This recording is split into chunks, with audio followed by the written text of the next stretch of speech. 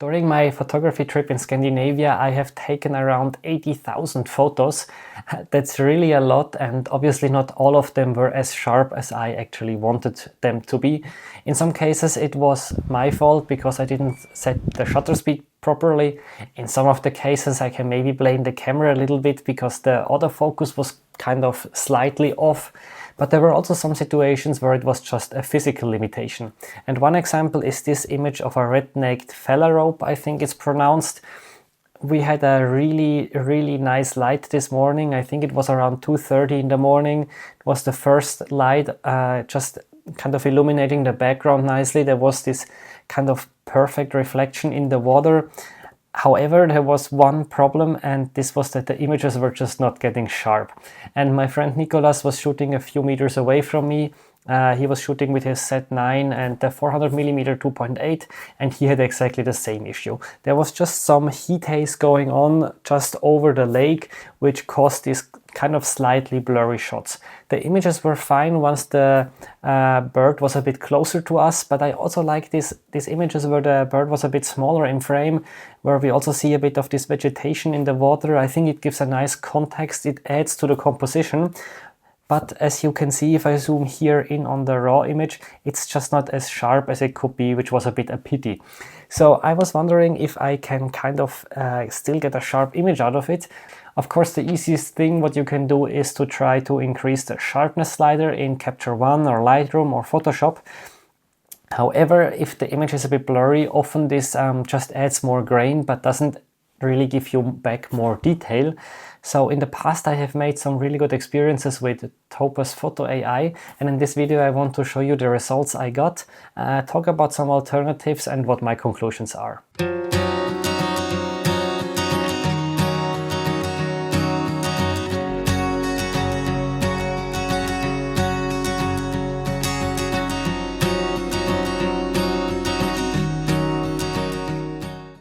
So I want to jump straight to the results. This is the image I got out of Topaz Photo AI. There is no additional sharpening or noise reduction applied.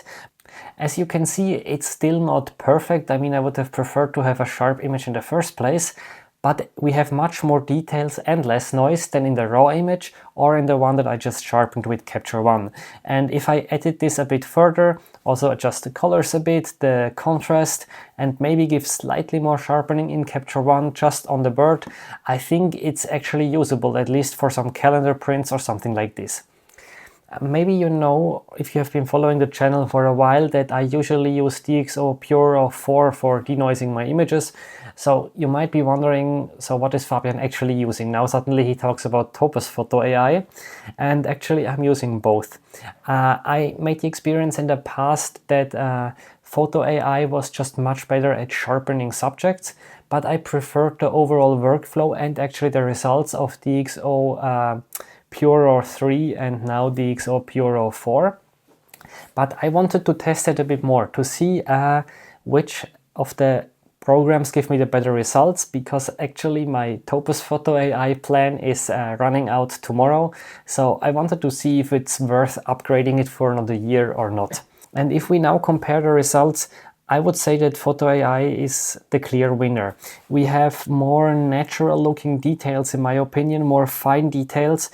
Especially if you look around the beak, this just seems to be not really sharpened with the DXO PureRAW 4 version, whereas Topaz Photo AI did a much better job here.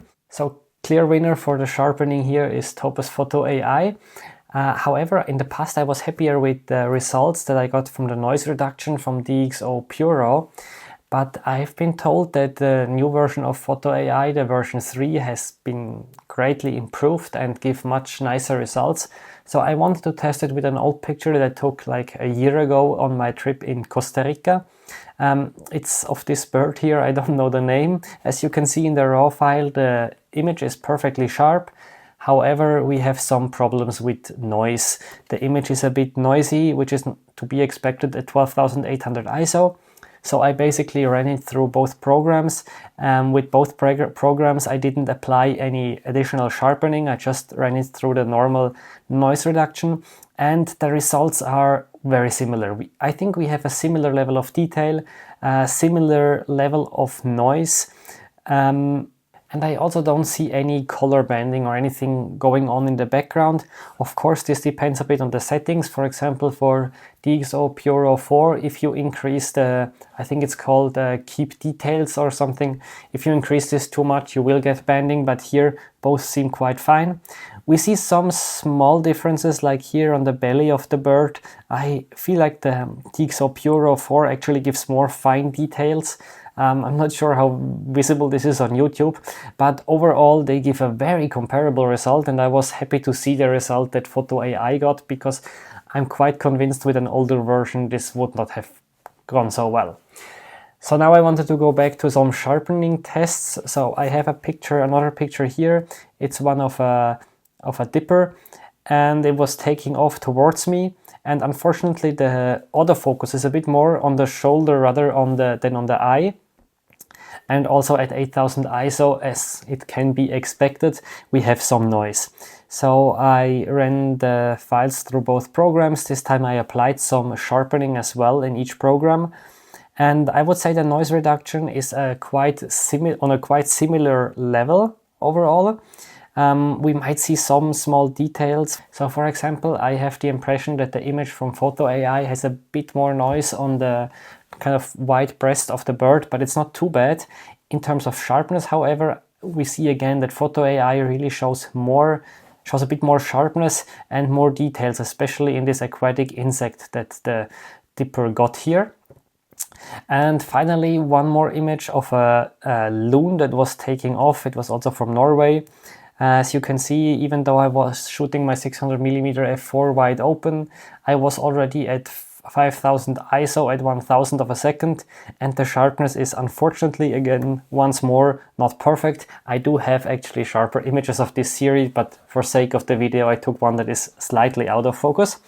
And if we compare the results here, it's not a drastic difference, but I still feel that Topaz Photo AI result is a bit sharper around the head and the neck.